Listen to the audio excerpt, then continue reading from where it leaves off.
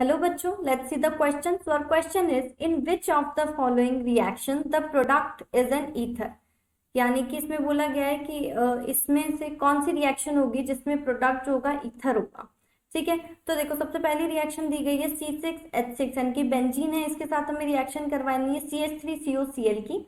साथ में यूज करना है एनहाइड्रस AlCl3। ठीक है, तो देखो जब भी एनहाइड्रस AlCl3 हम यूज करते हैं तो वहां पर जो रिएक्शन होती है वहां पर रिएक्शन जो हम वहां पर जो रिएक्शन फॉर्म होती है वो होती है हमारी फ्रीडल क्राफ्ट असाइलेशन। ठीक है, अब फ्रीडल क्राफ्ट असाइलेशन में क्या होता है, देखो जो क्लोरीन है, ठीक है, यहाँ पर जो हमारा क्लोरीन होगा यानी कि जो हेलोजन है वो तो हमारा रिमूव हो जाएगा। ठीक है, तो ये तो हमारा निकल जाएगा, रिमूव हो जाएगा, और जो हमारा असाइल ग्रुप होगा वो एज इट इज जो होगा बेंजीन के साथ जुड़ जाएगा। तो देखो क्या बनेगा, ये हमारा बेंजीन है। ठीक है, ये बेंजीन हमने बनाया। अब जो यहाँ पर असाइल ग्रुप होगा हमारा वो ऐसा का ऐसा यहाँ पर जुड़ जाएगा। तो देखो अगर हमने यहाँ पर जोड़ते हैं इसको हम, carbon double bond O bond CH3, ये होता है।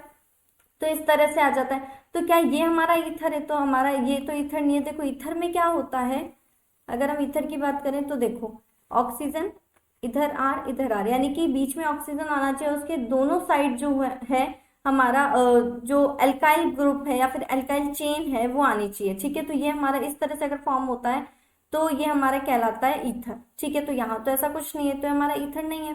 सेकेंड बोला गया हमें C2H5Cl जो है उसकी जब हमें रिएक्शन करवानी है एक्वस KOH के साथ में, तो यहाँ पर क्या बनेगा, तो देखो यहाँ पर हमारा बनता है C2H5OH।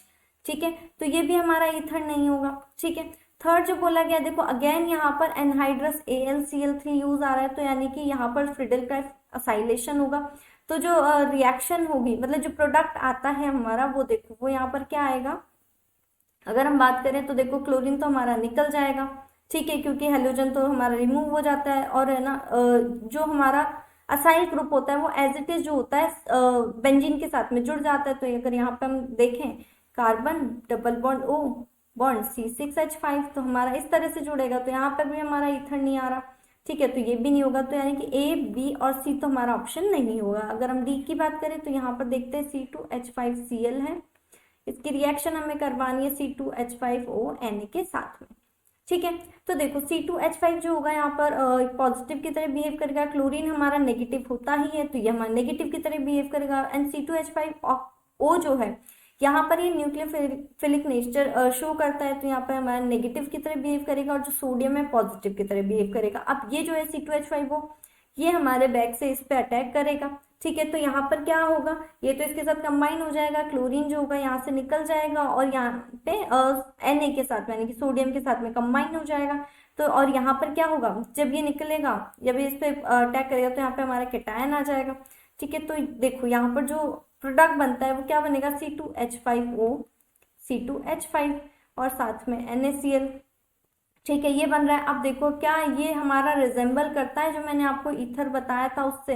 तो देखो एक बीच में O आता है एंड दो यहाँ पर क्या आ रहे हैं, यहाँ पर ये एल्काइल ग्रुप आ रहे हैं, ये देखो एल्काइल ग्रुप आ रहे हैं यहाँ पे, तो ये हमारा ईथर होगा। ठीक है, तो हमें यही पूछा गया था क्वेश्चन में कि इनमें से कौन से रिएक्शन होगी जिसमें हमारा जो प्रोडक्ट होगा वो ईथर बनेगा। तो ऑप्शन नंबर डी जो होगा हमारा करेक्ट आंसर होगा। तो our final answer is option number D. ठीक है, I hope you understand. Thank you and best of luck.